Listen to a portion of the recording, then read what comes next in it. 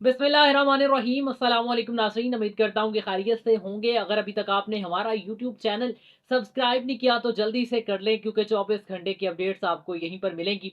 इमरान खान साहब ने कॉल दे रखी थी 5 अगस्त की आवाम को कि वो निकलें घरों से और निकल कर एहतजाज रिकॉर्ड करवाएं अपने अपने हलकों में। एमपीएस और एमएनएस जो हैं वो आवाम को निकालें। अब ये लड़ाई जो है इस वक्त चल रही, वो पीटीआई और नून लीग के दरमियान, ये तीसरा आप समझ रहे हैं। तो ये कोई आप समझें कि ये सियासी लड़ाई में छोटी आवाम, जो निचला तबका है, जिसमें हमारे आम कमाने वाले जो 40-40 हजार पे तनख्वाह पे काम कर रहे हैं, जो बेचारे अपने बच्चों का पेट पालने के लिए मेहनत कर रहे हैं, वो लोग इसमें पिस रहे हैं। फौज भी हमारी, पुलिस भी हमारी और आवाम भी हमारी। लेकिन अब सूरत हाल ये बन चुकी है कि जब से ये एहतजाज की कॉल दे रखी है, तब से ही आपने जरा इसे थोड़ा सेंसिटिव तरीके से समझना है कि तब से ही जब से कॉल दे रखी है, वहां से चूंकि उससे पहले एक दिन उन्होंने ये भी बता दिया, हाईलाइट कर दिया तीनों अफवाज को, अफवाज पाकिस्तान में से बहरी को भी, बरी को भी और फजाइया को भी, कि कश्मीर पर हमला हो सकता है। तो उस हवाले से भी मामला चल रही, लेकिन उसके दरमियान की ऑलरेडी कॉल इमरान खान ने दे रखी थी। तो इसमें जो अवाम है जो निकल रही है, और जो पुलिस है, पुलिस की भारी नफरी तैनात है इस वक्त, और इनके दरमियान लड़ाई चल रही है। पुलिस वाले अवाम को पकड़ दकड़ कर रहे हैं, मार रहे हैं, और अवाम पुलिस वालों पे चढ़ाई कर रही है इस वक्त। और इसके बकायदा मैं हर चीज जो मैं बोलूंगा उसके वीडियो सबूत आपको साथ साथ देता जाऊंगा, आप देखते रहिए। तो ये इस वक्त सूरत हाल चल रही है। इसमें जो मर रहा है, जो पिस रहा है, वो निचला तबका है। वो 40-40, 50-50 हजार पे बेचारे पुलिस वाले, काम करने वाले, वो इस वक्त डंडे खा भी रहे हैं और मार भी रहे हैं। और वहां पे जो अवाम है, आम अवाम, वो भी बिल्कुल ऐसे ही है। अब ये जो एमएनएस और एमपीएस है, कभी आपने ये सोचा है कि ये इनकी अगर कोई गिरफ्तारी भी होती है तो ये तो निकल आते हैं वापस बाहर, लेकिन 10-10 साल कैद की सजाएं जो है ना, वो अवाम ही भुगतती है। वो निचला तबका जो है ना, जो इनके पीछे लगता है काफलों के, वो ही भुगतता है। और मार जो खाती है ना, वो पुलिस ही खाती है। मैं सिर्फ ये नहीं कहूंगा, एहतजाज करवाना, रिकॉर्ड करवाना हर एक का कानूनी और आईनी हक है, हर एक को होना चाहिए, हर एक कर सकता है, एहतजाज कर सकता है। लेकिन यहाँ पे दोनों साइड की गलती हम देखें कि एक जाने से अवाम को लड़वाया जा रहा है सियासी इंतकाम के लिए, दूसरी जाने से जब वो रियासत जो है वो अपना दिखा रही है रौब और दबदबा, और पुलिस जो है वो मार रही है। और इस वक्त गिरफ्तारियां जारी हैं, बहुत ज्यादा पीटीआई की गिरफ्तारियां हो चुकी हैं, जिनमें रेहाना डार साहिबा, जो कि उमर डार और उस्मान डार की वालिदा है, इनकी गिरफ्तारी जिस जबर के साथ हुई है, वो और जिस वसायत के साथ हुई है, वो हम सोच भी नहीं सकते। ये वीडियोस आप नीचे देख रहे हैं, ये आपको पता चल जाएगा। इस पर हामिद मीर साहब ने बात की है। उन्होंने कहा कि एक तनहार मुआमर खतून को जिस कानून के तहत भी गिरफ्तार किया गया, इस गिरफ्तारी से कानून की बालादस्ती कायम नहीं होगी, सिर्फ खौफ की बालादस्ती कायम होगी, और खौफ की बालादस्ती मुनाफकत को पैदा करती है। अब आप सोचेंगे एक सीनियर जर्नलिस्ट क्या कहना चाह रहे हैं।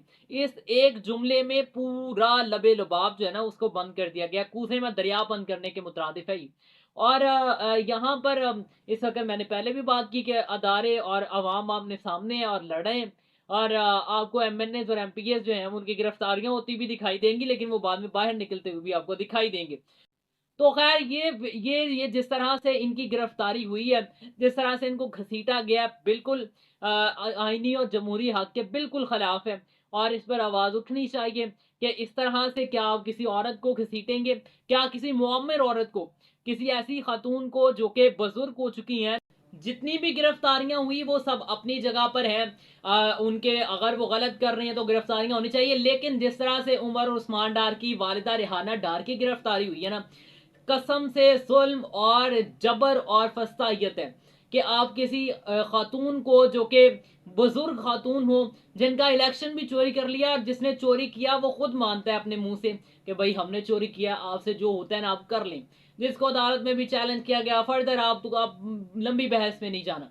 लेकिन वहां यहां पर बात एक औरत की हो रही है, आपका सियासी इंतकाम है, आपको लगता है कि वो गलत कर रहे हैं, आपका अपना मामला है, लेकिन आप उसमें क्या इस तरह से किसी की माँ को, बहन को, बेटी को घसीटेंगे। यहाँ पे सिर्फ औरत की इज्जत की बात हो रही है। मरियम नवाज साहिबा औरत के हवाले से अच्छे इकदाम उठा रही हैं, और बचाया जा रहा है औरत को हरेसमेंट से। लेकिन क्या या वो कहते हैं ना कि दुश्मन की भी बेटी हो तो उसकी भी इज्जत करनी चाहिए। तो क्या अगर आपको लगता भी है कि आपके दुश्मन है तो आप इस तरह से उनकी बेटी, माँ और बहन के साथ करेंगी, बिल्कुल गलत है। इस तरह से नहीं होना चाहिए। और उसके बाद अब सलमान अकरम राजा साहब ने बात की है। उन्होंने कहा है कि हम 40 के करीब एमएनए लेकर जाएंगे डयाला जेल के सामने और वहां पर एहतजाज रिकॉर्ड करवाएंगे, जिसके लिए जो तहरीक तहफ़्फ़ुज़ आइन पाकिस्तान के सरबराह महमूद खान अचकज़ई और उसके बाद सलमान अकरम राजा साहब और दीगर कुछ चंद एक मेंबरान जो है पार्लियामेंट के, वो इस वक्त अडयाला जेल की तरफ रवाना है। और जब आप ये वीडियो देख रहे होंगे शायद वो वहां तक पहुंच जाए, लेकिन वहां पे पुलिस की इतनी भारी नफरी है कि आपको 1.5 किलोमीटर दूर से भगा दिया जाएगा और ये जाना शुरू हो गए। लेकिन उसमें एक छोटा सा मसला ये आया है कि पार्लियामेंट हाउस में जहां पर एमएनएस और एमपीएस मौजूद होते हैं पार्लियामेंट में, जिसमें उस पार्लियामेंट के मरकजी दरवाजे को इतने इतने बड़े ताले लगा दिए, जिसका आप स्क्रीनशॉट साइड पे देख रहे हैं। और वहां से इनको ना निकलने की जो है वो निकालने की पूरी कोशिश की जा रही है, ना निकालने की। तो देखते हैं कि क्या ये डयाला जेल तक पहुंचते हैं। अब हर हर कोई यहाँ पे बात कर रहा है कि पूरा, अब यहाँ पे बात कर लेते हैं कि पंजाब में किस किस जगह से अवाम निकली है और किस किस जगह से अवाम नहीं निकली। सबसे पहले लाहौर की बात कर ले तो आलिया हमजा ने भरपूर कोशिश की है अवाम निकालने की, अवाम निकली है। कसूर में चंद एक लोग निकले हैं, झंग में चंद एक लोग निकले हैं और उसके अलावा एक दो और अगर हम बात कर लें तो एक दो शहरों में निकले। लेकिन अगर हम फैसलाबाद की बात कर लें तो इस वक्त फैसलाबाद में जो परिंदा है ना वो भी पर नहीं मार रहा। उसकी वजह यह है कि यहाँ पे चंद एक दिन पहले 9 मई के केसेस में सजाएं हुई 196 लोगों को, जिसके बाद यहाँ की जो लीडरशिप थी वो भाग निकली, फरार हो गई फैसलाबाद की पीटीआई की लीडरशिप।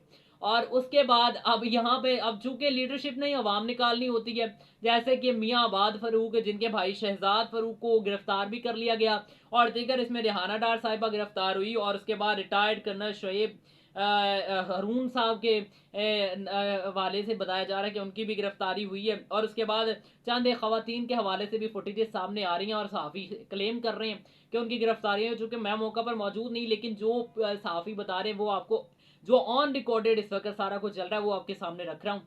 तो इसमें इनकी गिरफ्तारियां हुई, लेकिन मियाँ अब्बास फरूक ने लीड किया आकर सामने, आलिया हमजा ने लीड किया आकर सामने, रेहाना डार साहिबा ने लीड किया आकर सामने। लेकिन फैसलाबाद में इस वक्त आपको कोई नहीं मिलेगा लीड करने वाला।